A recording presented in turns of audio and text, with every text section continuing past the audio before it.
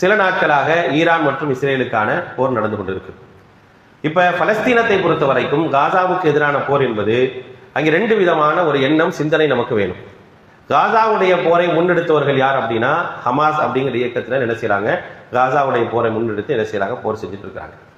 ஆனா இன்றைக்கு ஹமாஸுடைய இயக்கத்தார் எப்படி இருக்கிறாங்க, பல பேருக்கு நம்ம சொல்வது வருத்தத்தை தரலாம், என்னடா போராளிகளை குறை சொல்கின்றார்களே அப்படின்னு சொல்லி நினைக்கலாம். ஆனா யதார்த்தத்தை என்ன செய்யணும் புரிஞ்சுக்கணும். போர் என்பது தன்னுடைய மக்களை காப்பாற்றுவதற்காக அப்படின்னு இருந்தா, பலகீனமான மக்களை பாதுகாப்பதற்காக போர் அப்படின்னு இருந்தா, அந்த பலகீனமான மக்களுடைய பாதுகாப்புக்கு வழிவகை ஏற்படுத்தக்கூடிய நிலையில தான் என்ன செய்யணும், போர் இருக்கிறோம்.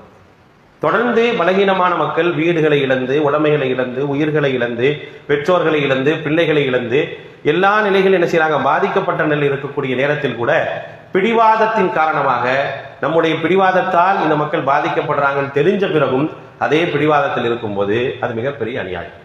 அப்படி ஒரு அக்கிரமத்தை என்ன செய்யாது அப்படின்னா மார்க்கம் அங்கீகரிக்காது.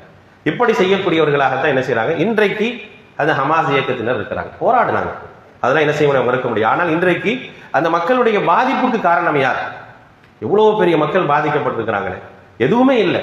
நீங்க காசாவுடைய பகுதியை பார்த்தீங்க அப்படின்னா ஒண்ணுமே இருக்காது, வீடு இல்லை, இடம் இல்லை, கட்டடங்கள் இடிபாடுகளுக்கு நடுவில் தான் என்ன செய்யறாங்க, தூங்குறாங்க, சாப்பிட்றாங்க, நடக்கிறாங்க, தொழுகிறாங்க, எல்லாத்தையும் செய்யறாங்க. ஆனா இப்படிப்பட்ட ஒரு நிலைக்கு என்ன காரணம்? இஸ்ரேலுடைய ஒரு கொடூரமான ஒரு பயங்கரவாத தாக்குதல் காரணமாக இருந்தாலும், ஒரு பக்கம் ஒப்பந்தத்தை மீறுதல் அப்படிங்கிற ஒரு விஷயத்தின் காரணமாகத்தான் இது தொடர்ந்து நடக்குது அப்படிங்கிற ஒரு குற்றச்சாட்டம் இருக்கு. அப்படிப்பட்ட அந்த குற்றச்சாட்டை களைவதற்கு இவர்கள் முயற்சி செஞ்சாங்களா அப்படின்னா கண்டிப்பா கிடையாது. தன்னால் எவ்வளவு பெரிய ஒரு பாதிப்பு வந்திருக்கு அப்படிங்கிறது என்ன செய்ய உணராம என்ன செய்யறாங்கன்னா இன்னும் பிடிவாதத்தோடு இருப்பது